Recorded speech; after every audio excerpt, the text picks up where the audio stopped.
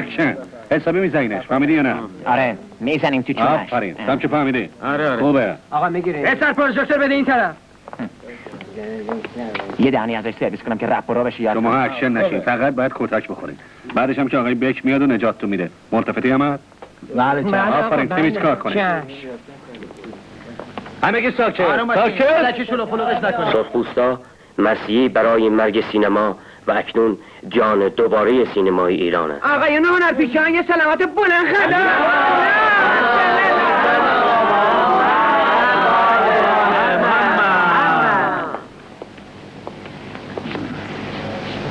بفرمای. قربونی داشت قابلی نداره آقا. میشه منم با خودتون ببرین فیلم برداری؟ ای بابا تو هم دلت خوش و خودمونم زیادی هستیم.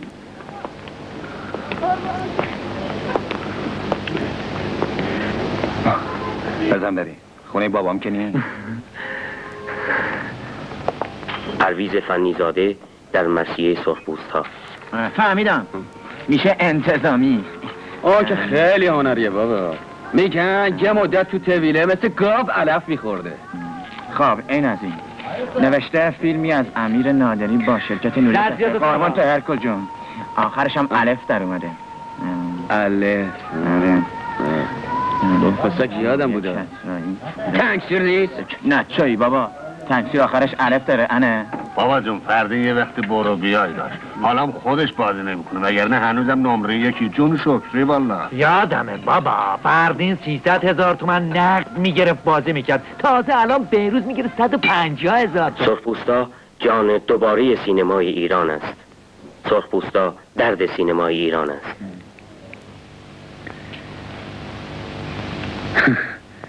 ازش خوشم میاد، خیلی خون سرده، میکشه و میره. از این کارش خوشم میاد. تو ولایت دیدم اونش داره بیشتر فیلم ها میکشنش. یعنی میخوای بگی بد بازی میکنه؟ پرویز فنیزاده قدرت دلاوری در مرثیه سرخپوستا. هی بچه آقا بکو بده دم آسکار فیلم بدهید. بکو بده بلند شو بلند شو.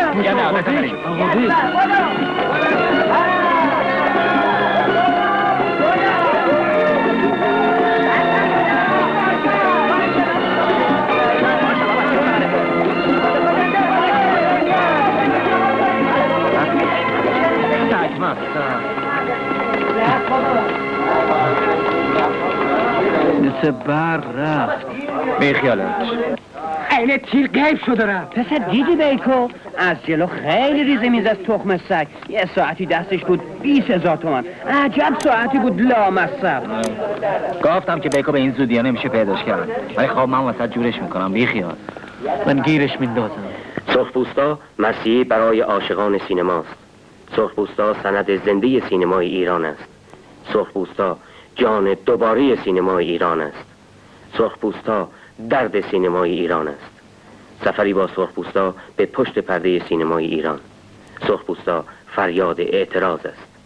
به یاری مجید مظفری، محمد تقی کهنمویی، کیومرث ملک، رضا فضائلی، اصغر همت و محمد اسکندری و به یاری تمام سیاه لشکرهای سینمای ایران.